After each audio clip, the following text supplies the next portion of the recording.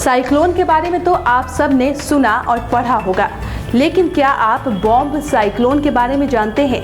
अब आप सोच रहे होंगे कि आखिरकार ये बॉम्ब साइक्लोन शब्द आया कहां से और ये होता क्या है। ये सारी बातें आपको वीडियो में आगे बताएंगे, लेकिन उससे पहले जान लेते हैं बॉम्ब साइक्लोन इन दिनों खबरों में क्यों है। तो बता दें कि इस समय कैलिफोर्निया बॉम्ब साइक्लोन की चपेट में है और जूझ रहा है। इस बॉम्ब साइक्लोन से पहले कैलिफोर्निया जंगली आग, प्रचंड सूखा, भयानक गर्मी, बाढ़, भूस्खलन से जूझ चुका है और अब इस साइक्लोन के कारण कैलिफोर्निया और उसके आसपास के इलाके के ऊपर आसमान में 5वीं श्रेणी की खतरनाक वायुमंडलीय नदी का बहाव देखा जा रहा है, जिसके कारण तेज बारिश के साथ कई स्थानों पर कई फीट ऊंची बर्फ गिर रही है। अब आइए ये भी जान लेते हैं कि बॉम्ब साइक्लोन होता क्या है। तो असल में जब बम विस्फोट की तरह मौसम में तेजी से परिवर्तन हो तब वैज्ञानिक उसे बॉम्बोजेनेसिस कहते हैं। ऐसे साइक्लोन तब आते हैं जब उस जगह के ऊपर वायुमंडल के मध्य तूफान कम से कम 24 घंटे के लिए 24 मिलीबार्स तक स्थित रहे।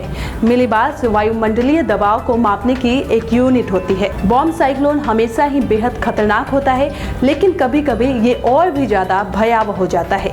इस बार ऐसा ही कुछ हुआ है कैलिफोर्निया में। यहाँ बड़ी दिक्कत ये हो गई है कि बॉम्ब साइक्लोन कैलिफोर्निया के ऊपर बनी वायुमंडलीय नदी के साथ मिल गया है, जिससे इसकी ताकत और भी ज्यादा बढ़ गई है।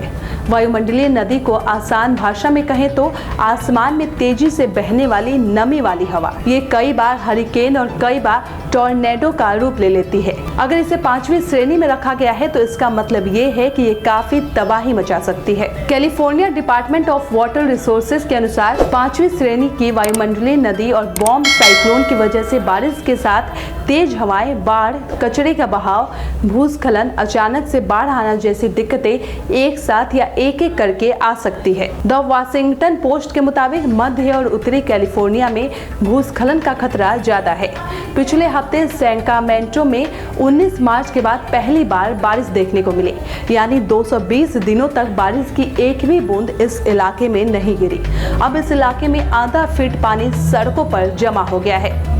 अच्छी बात यह है कि कैलिफोर्निया के वो इलाके जो आग की चपेट में थे, अब वहां पर फ्लैश फ्लड यानी अचानक से बाढ़ आ रही है, जिससे आग लगने का खतरा कम हो गया है या खत्म हो गया है।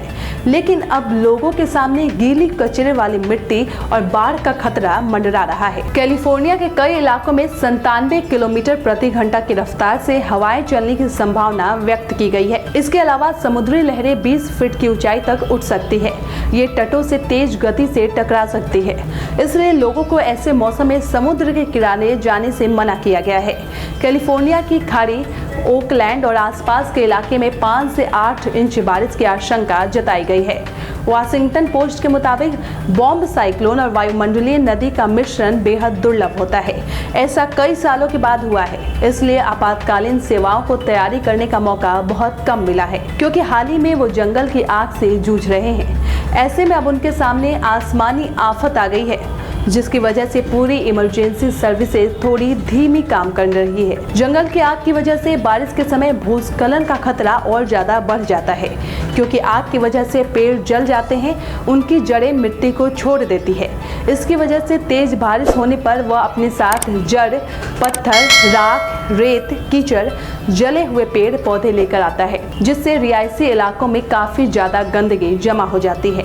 ऐसे में सरकार और प्रशासन के लिए मुसीबत और बड़ी हो गई है। ये सब कुछ हो रहा है जलवायु परिवर्तन के कारण, यानी कि क्लाइमेट चेंज। सब्सक्राइब करें पर्यावरण पोस्ट।